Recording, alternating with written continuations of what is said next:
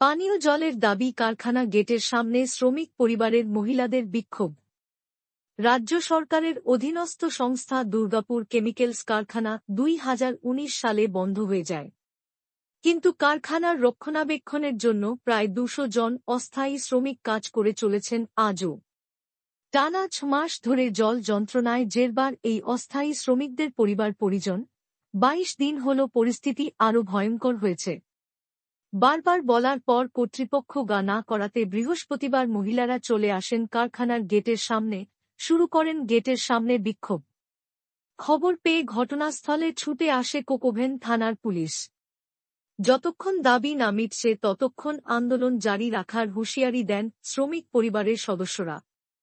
জলের জন্য টাকা নেওয়ার পরও কেন জল দিচ্ছে না কর্তৃপক্ষ? এই প্রশ্ন তুলে সরব হয় আন্দোলনকারীরা। শেষে ঘণ্টা খানেক আন্দোলন চলার পর পুলিশের মধ্যস্থতায় শেষে কর্তৃপক্ষ কথা দেয় খুব তাড়াতাড়ি সমস্যা মিটবে।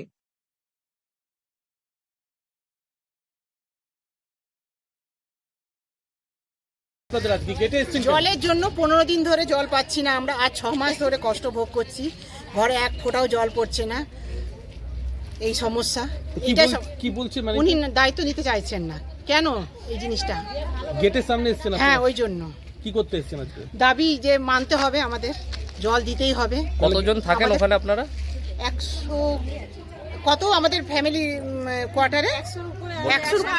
হ্যাঁ, পুরো ফ্যামিলি 200। হ্যাঁ, কিন্তু আপনাদের সমস্যার সমাধান হচ্ছে না? হচ্ছে না, একদমই হচ্ছে না। কি বলছে এখন? দেখা করতে এসেছেন? উনি মানতে চাইছেন না। কি নাম আপনার? কি নাম? আমার শান্তনা অধিকারী। আমাদেরকে জলের ব্যবস্থা না করে দিলে আমরা এখানে বিক্ষোভ এরকম ভাবে চালিয়ে যাব। কতদিন ধরে সমস্যায় পড়েছেন?